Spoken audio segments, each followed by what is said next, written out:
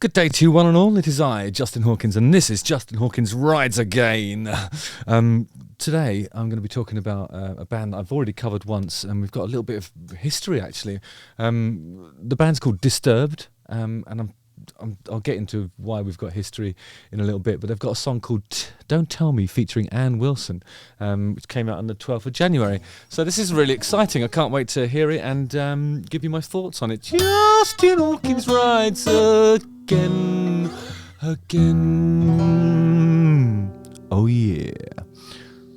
Right, so just to talk about Disturbed a little bit, I think one of the questions that we had on a comments day was what was the worst experience that you've had with an audience, you know, and I was recounting the tales of when we supported Disturbed years and years ago, and it didn't go so well really, but the amazing thing that happened was that David Draymond then sort of reached out to me, I think on Twitter, and said sorry that was my view of how that gig went, and if we're ever in the same town, let's go and get a beer. I thought that was a lovely gesture, you know, he's such a cool guy. So I made a friend in the process of recounting that tale, and that's one of the first things that happened on this channel of note, really. It's been a while now, but it was really cool. Bears repeating, I think. Anyway, Disturbed have premiered the music video for their collaboration with Heart vocalist Anne Wilson. Don't Tell Me. The emotionally charged rock anthem first appeared on Disturbed's 2022 album Divisive, and it marked the first time a guest featured on a studio record by Disturbed. Singer David Draymond, my friend, says, I have tremendous respect for Anne. In my humble opinion, she's the greatest female rock voice of all time. I think she's untouchable. I feel like we were very gifted to have her be part of this. That's lovely, isn't it? Yeah, she's got a great voice, hasn't she? So I'm excited about this, and I'm going to click on it and listen and react in that YouTubery way.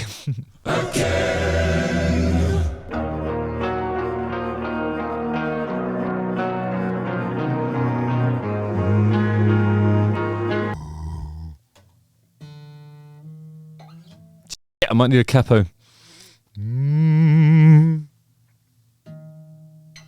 You know what? I think what's happening here is it's probably detuned a semi right across the board, because it feels like the first note is E flat. So just give me 2 seconds while I do that. Boring.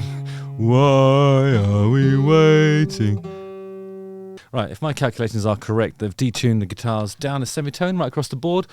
Maybe with some other fancy tuning yet, that remains to be seen. But the reason why people do that, of course, is because it makes the guitar sound way more powerful, and it's sort of, I suppose you could argue that it makes the singer's life a little bit easier, but I don't think that's necessarily true. If you're used to singing in normal tuning and then you go to a detuned version of the same song, it's more difficult because you haven't got those sort of, you know, muscle memory pathways in your larynx that you can lean on.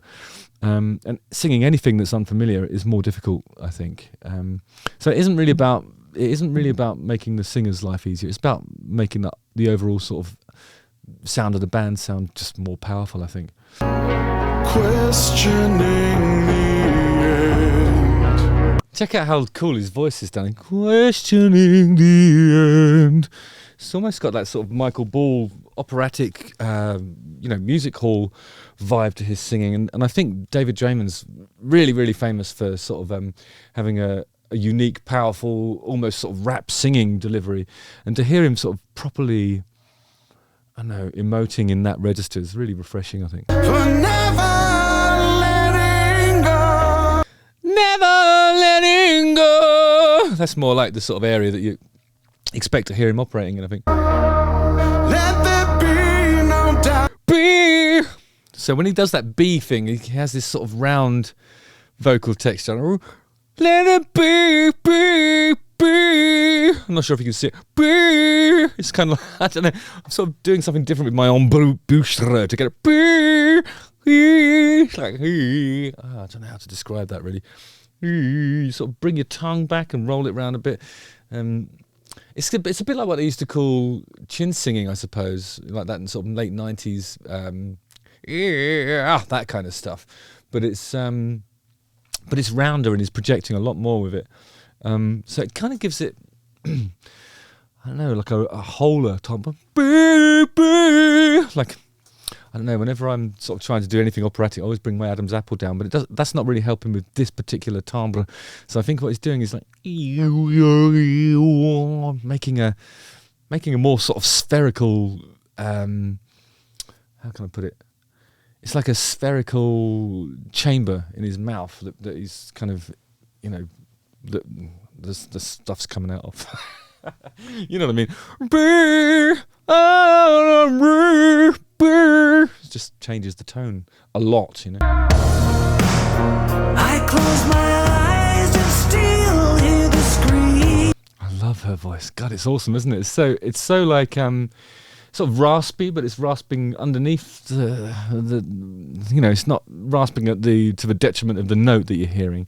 It's just like maybe it's an overtone or something like that. There's just something really warm and cool about that voice. Warm and cool. See? That's a bit of nuanced analysis for you there. That would tear apart our world.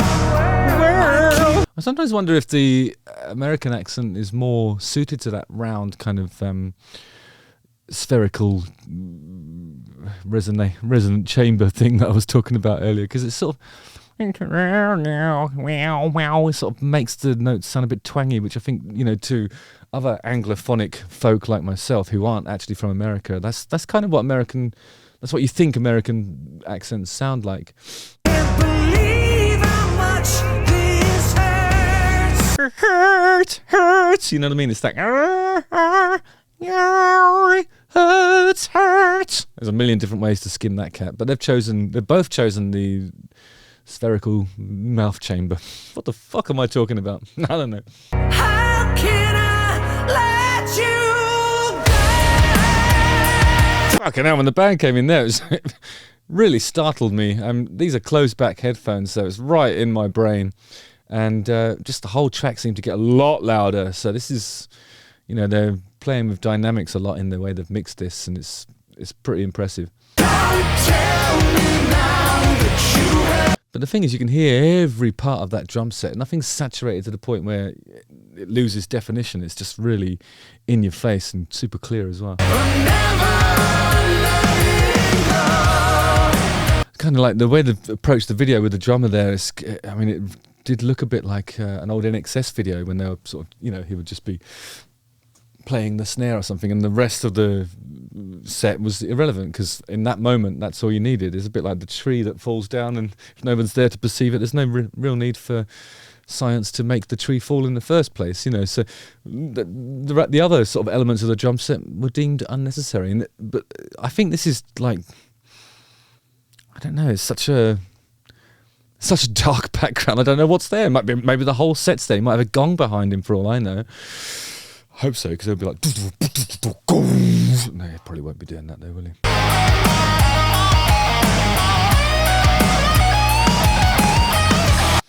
That's that guitar solo is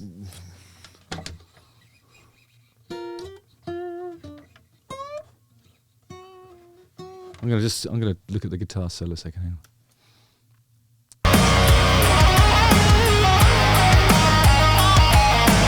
Cool.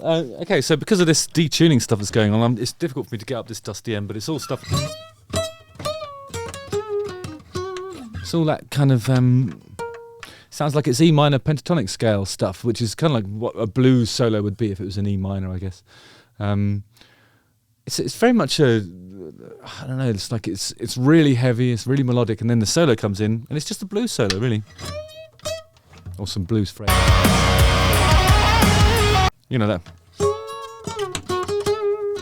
You know, that kind of stuff is, I don't know, it's standard fare for a blues rock guitarist, really. In this kind of, I don't know how to describe Disturbed. Disturbed is a heavy metal band, isn't it, right? I use the comment section to correct me if I'm wrong, but I think that's heavy metal. So yeah, I think like old school heavy metal, right up to the point where, you know, a blues rock guitarist can hold his own in a solo section. By the way, this isn't meant as a disrespect. I'm a fucking blues rock guitar player. I love those phrases.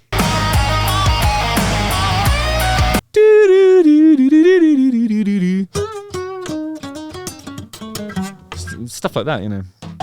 It's all in the humble blues scale. That's nice. What's that, 4-fret bend or something? Don't tell me now that you hate me. I don't know. It's great singing, but I'm really impressed with the whole kind of the way these gaps of like that little moment there. Tell me now that you hate. Everything seems to suck out, and there's which is like a Jerry Kramer feel or something like that. These are all big sort of stadium rock moves. I mean, iconic stuff.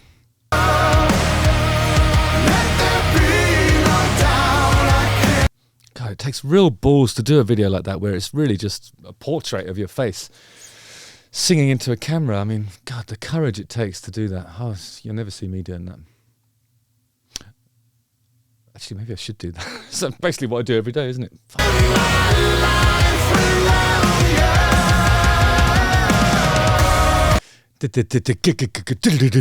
Fiddly diddly dee. Sort of John Bonham-esque triplets. It's a good bit of drumming, this.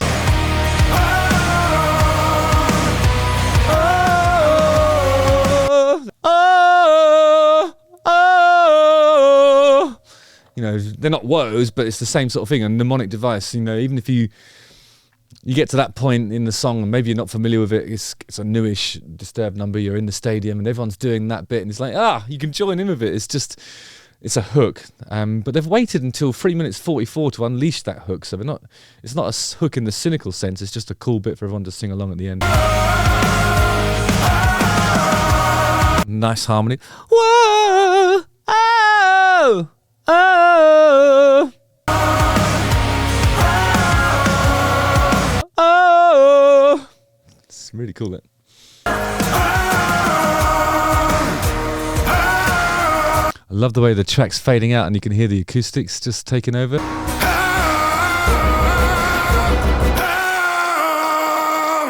Oh God, I strongly recommend listening to that with headphones on. It's a great bit of production. You can hear everything so clearly, and then when they do this really cool fade out bit at the end when the guitars become more and more prominent.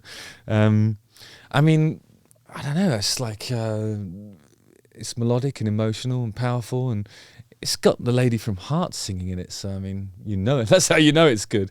Yeah, really cool stuff. Nice one, guys. Justin Hawkins. Oh no. Oh, I've detuned my Justin Hawkins rides again. Whoa! Don't forget to like and subscribe. Hit the bell for notifications. See? And don't forget to join the mailing list. Watch one of these 2 videos.